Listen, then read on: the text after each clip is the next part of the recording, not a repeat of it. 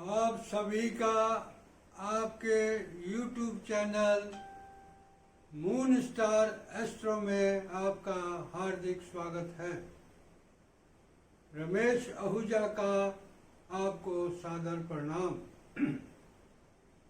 आज हम सूर्य राशि परिवर्तन की बात करेंगे जो 17 अक्टूबर 2020 को तुला राशि यानी लिब्रा साइन पर होने जा रहा है। इस राशि परिवर्तन का कर्क लगन के जातकों यानी कैंसर एसेंडेंट के नेटिस पर क्या प्रभाव पड़ेगा उसके बारे में चर्चा करेंगे। मैं ये फलादेश पंडित कृष्णमूर्ति पद्धति के अनुसार करूंगा। इस पद्धति के अनुसार भाव और नक्षत्रों के अनुसार फलादेश किया जाता है, यानी according to houses and star. इसलिए यहाँ पर मैं लगन और एसेंडेंट की बात कर रहा हूँ। यदि अभी तक आपने मेरे चैनल को सब्सक्राइब नहीं किया है तो कृपया करके मेरे चैनल को सब्सक्राइब करें ताकि मेरे आने वाले वीडियो को आप आसानी से देख सकें। आइए चर्चा शुरू करते हैं। यदि आपकी जन्म कुंडली में या आपकी हॉरोस्कोप में यहाँ पर सेंटर में 4 नंबर या 4 नंबर लिखा हुआ है, इसका मतलब है आपकी कर्क लगन है, यानी कैंसर एसेंडेंट है। अब 17 अक्टूबर 2020 को सूर्य जो है वो आपके 3rd हाउस से निकलकर आपके 4th हाउस में पड़ने वाली तुला राशि में प्रवेश करेंगे, जो कि सूर्य की नीच राशि है। मगर यहाँ पर 7th भाव से शनि की 10वीं दृष्टि उच्च दृष्टि पड़ रही है, जिसके कारण ये नीच भंग राजयोग बन रहा है, यानी सूर्य का नीचत्व खत्म हो रहा है। दूसरा, यहाँ पर पहले से मरकरी यानी बुध ट्रांजिट कर रहे हैं और सूर्य और बुध की युति से बुध आदित्य योग बन रहा है। तीसरा, बुध आदित्य योग बन रहा है। अब सूर्य जो है आपकी राशि में, आपके लगन चार्ट में 2nd हाउस में पड़ने वाली सिंह राशि यानी लियो साइन का साइन लॉर्ड यानी राशि स्वामी है। यहाँ पर आपकी लगन में सूर्य को जो डिपार्टमेंट मिला हुआ है वो धन का डिपार्टमेंट मिला हुआ है। जब जब आपकी धन वृद्धि होगी तो उसमें सूर्य का बड़ा रोल होगा, यानी सन का रोल होगा। अब यहाँ पर 2nd हाउस में शुक्र ट्रांजिट कर रहे हैं, जो कि 11th हाउस के लॉर्ड है। 11th क्या होता है? लाभ। तो लाभ द्वारा धन वृद्धि। अब यहां से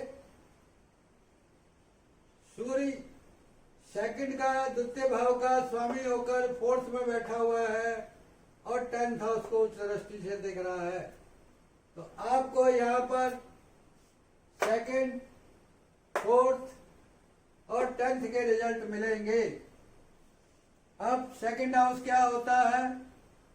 2nd हाउस होता है धन वृद्धि का, धन संचय का, डिपॉजिट का, आपके बैंक बैलेंस का, आपकी परिवार वृद्धि का, यानी फैमिली में आपका वृद्धि हो, कोई रत्न, कोई आभूषण, लर्निंग का होता है, अध्यापन का होता है। अब ये चीजें आपको कहां से मिलेगी? 4th हाउस से, चतुर्थ भाव से। चतुर्थ भाव क्या होता है? माता। तो आपको माता से धन वृद्धि, उस माता से आपको धन मिलेगा, जिससे आपका संचय बढ़ेगा।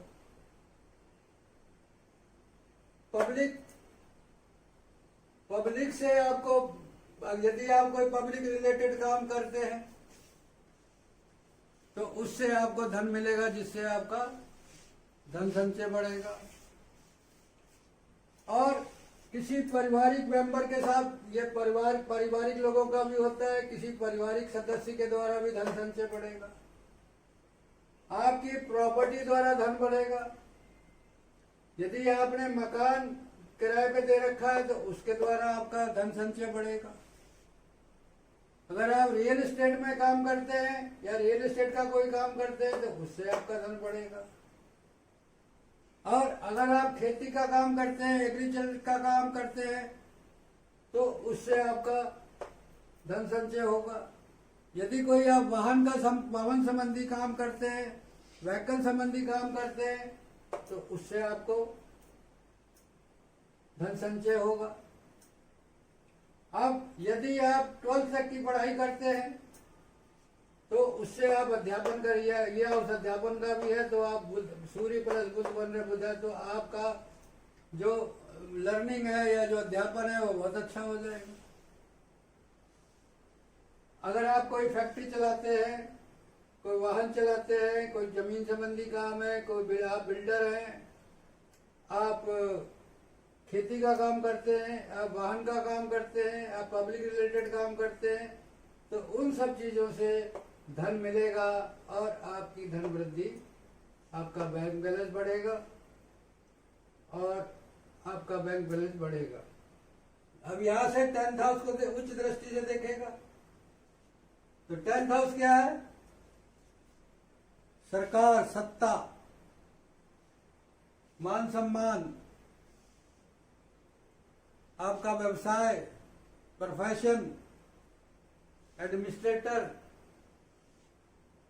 एडमिनिस्ट्रेटिव जॉब और आपका व्यवसाय। तो आपका यहाँ से अगर भूमि संबंधी कोई व्यवसाय करते हैं तो आपका व्यवसाय उच्च कोटि का हो जाएगा।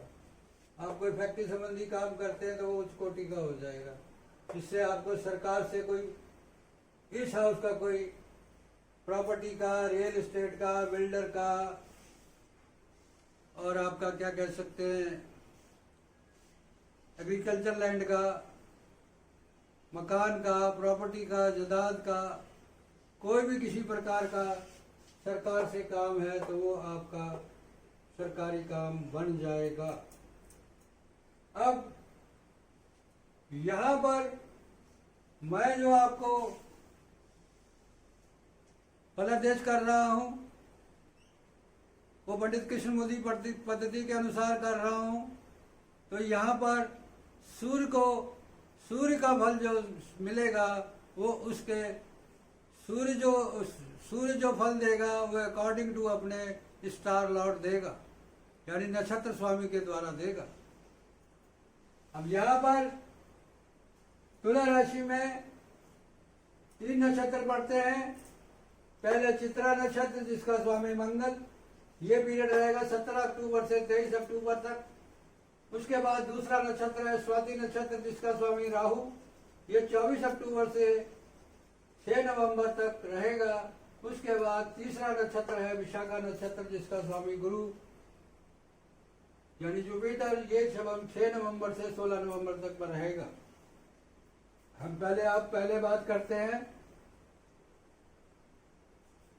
इस 17 अक्टूबर से 23 अक्टूबर की बात करते हैं जिसका नक्षत्र स्वामी मंगल है। अब यहाँ पर सूर्य जो है अकॉर्डिंग टू मंगल रिजल्ट देगा। मंगल आपके चार्ट में 2 हाउस का लॉर्ड है, 5th का और 10th का, यानी मंगल आपकी कुंडली में योग कारक प्लेनेट है। और मंगल वक्री होकर आपके 9th हाउस में ट्रांजिट कर रहा है और 10th हाउस का रिजल्ट दे रहा है। तो मंगल यहाँ पर वक्री होने के बाद थोड़ी रुकावट अड़चन तो देता है, मगर मीन राशि में है तो ऐसा कुछ नहीं होने वाला। तो आपका भाग्य द्वारा धन संचय, विदेश द्वारा धन संचय, उच्च शिक्षा द्वारा धन संचय, विदेशी लोगों द्वारा धन संचय और विदेश यात्रा द्वारा धन संचय, लॉन्ग डिस्टेंस की कोई कम्युनिकेशन से धन संचय, और यहाँ पर ये मंगल 10th का लॉर्ड होकर बैठ गया, यहाँ ये राजयोग भी बना रहा है। अब यहाँ से मंगल 12वें हाउस को देख रहा है, तो 12वां हाउस क्या है? निवेश का। यदि कोई निवेश आपने कर रखा है तो वहां से आपका धन संचय होगा। आप किसी सीक्रेट, कोई आपने सीक्रेट डील कर रखी है प्रॉपर्टी रिलेटेड, तो उससे आपका धन लाभ होगा, धन संचय होगा। विदेश से होगा, किसी गुप्त कार्य से होगा, जैसे जुआ, सट्टा, लॉटरी। और आपका कर्जा भी उतर सकता है, क्योंकि ये 12वां हाउस जो होता है कर्जे को उतरने का भी होता है। अब यहां से मंगल की 8वीं दृष्टि जो है वो 4th हाउस में पड़ रही है, और यहाँ पर सूर्य पहले से बैठा हुआ है। तो 4th संबंधी रिजल्ट जो मैंने बोले हैं आपको, मकान, माता, मातृभूमि, पारिवारिक सदस्य से, मकान से, हाउस से, जायदाद से, रियल एस्टेट से, बिल्डिंग से, एग्रीकल्चर लैंड से, वाहन से, फैक्ट्री से, जनता से आपको धन प्राप्ति हो सकती है। या किसी प्रकार का आप परिवहन संबंधी काम करते हैं तो उससे भी आपको धन संचय आपका बढ़ेगा। अब यहाँ से मंगल किसी दृष्टि से देखेगा तो यात्रा द्वारा, छोटी यात्रा द्वारा, बड़े भाई बहन, छोटे भाई बहनों द्वारा, जर्नलिज्म द्वारा, पत्रकारिता द्वारा, और आपके पराक्रम द्वारा, संचार कौशल द्वारा, आप अगर लेखक हैं तो आपकी राइटिंग स्किल द्वारा, आपके पब्लिकेशन द्वारा, आपके रिसर्च द्वारा, ये सब चीजें आपका मंगल इस पीरियड में आपका धन संचय बढ़ेगा। और कोई पारिवारिक सदस्य भी बढ़ सकता है। ये पीरियड है 17 अक्टूबर से 23 अक्टूबर का। अब उसके बाद 24 अक्टूबर से 6 नवंबर जो आ रहा है आपका, इसमें आपको धन बरसने वाला है, क्योंकि राहु उच्च का होकर 11वें हाउस में बैठा हुआ है, और 11वें हाउस का लॉर्ड 18 अक्टूबर से 23 अक्टूबर तक 2nd हाउस में बैठा हुआ है। जब आय का मालिक यहाँ बैठता है तो धन योग की संरचना होती है, और राहु जो धन देता है उसकी कोई लिमिट नहीं होती है। सूर्य जो है वो धन का मालिक है, और इसके अंदर राहु 11वें हाउस में बैठा हुआ है, तो आपको राहु माला माल करने वाला है 24 अक्टूबर से 6 नवंबर के बीच में। तो यदि कोई प्रॉपर्टी का ये फिर वही लाभ का सोर्स क्या रहेगा? 4th हाउस रहेगा। वही प्रॉपर्टी हो गई, रियल एस्टेट हो गया, जनता हो गई, जायदाद हो गई, बिल्डिंग हो गई, वाहन हो गया, व्हीकल हो गया, फैक्ट्री हो गई। इन चीजों से आपको उच्च कोटि का लाभ होगा। यहाँ से राहु 3rd को देखेगा और मंगल भी देख रहा है, तो आप जबरदस्त पराक्रमी हो जाएंगे। छोटी मोटी यात्रा, कोई आपका पत्रकारिता से, छोटे भाई बहनों से, और अपने पराक्रम से, अपने संचार कौशल से, यानी कम्युनिकेशन स्किल से, पड़ोसी से आपको लाभ होगा। अब यहाँ से राहु 5th को देख रहा है, जो कि अचानक लाभ देने वाला हाउस है। धन का मालिक राहु के नक्षत्र में, राहु 11वां, और 11वां राहु 5th को देख रहा है, तो अचानक धन लाभ और धन संचय। तो इस पीरियड में, और उसके बाद राहु 7th नवम दृष्टि से 7th हाउस में स्वराशि के शनि पर दृष्टि डाल रहा है। तो 7th हाउस आपका बहुत बलवान हो गया। जब कोई राहु किसी स्वग्रही ग्रह के ऊपर दृष्टि डालता है तो वो उसका प्रभाव कई गुना बढ़ सकता है। जिसके कारण आपका अपनी स्पाउस से धन संचय बढ़ सकता है, आपकी दैनिक बिक्री बढ़ सकती है, आपका व्यापार बढ़ सकता है, आपके सोशल रिलेशन से पैसा मिल सकता है, आपको विदेश से पैसा मिल सकता है, आपको किसी अनुबंध से पैसा मिल सकता है, प्रॉपर्टी रिलेटेड कोई अनुबंध हो, कंप्रोमाइज हो, कोई डील हो, उससे आपको पैसा मिल सकता है और अच्छा पैसा मिलेगा। तो ये पीरियड जो है आपका 24 अक्टूबर से 6 नवंबर तक है। उसके बाद 6 नवंबर से 16 नवंबर तक सूर्य का नक्षत्र स्वामी गुरु बनेगा, यानी जुपिटर बनेगा। और जुपिटर सूर्य के जुपिटर मतलब ये सूर्य जो है वो जुपिटर के नक्षत्र में रहेगा। अब जुपिटर जो है, बृहस्पति जो है वो आपके 2 हाउस का लॉर्ड है, पहला 6th और दूसरा 9th। यहां पर जुपिटर 6th हाउस में ट्रांजिट कर रहा है और 9th हाउस का रिजल्ट दे रहा है। तो 9th हाउस में अगर कोई प्रॉपर्टी संबंधी कोई प्रॉब्लम है, कोई झगड़ा है, कोई मुकदमा है या किसी तरीके की कोई प्रॉब्लम है, तो जुपिटर इस हाउस में उसका नाश करेगा। जुपिटर 6th हाउस में जब बैठा होता है तो बड़े से बड़े मुकदमा, बड़े से बड़े रोग, बड़े से बड़े शत्रु, बड़े से बड़े कर्जे का नाश करता है।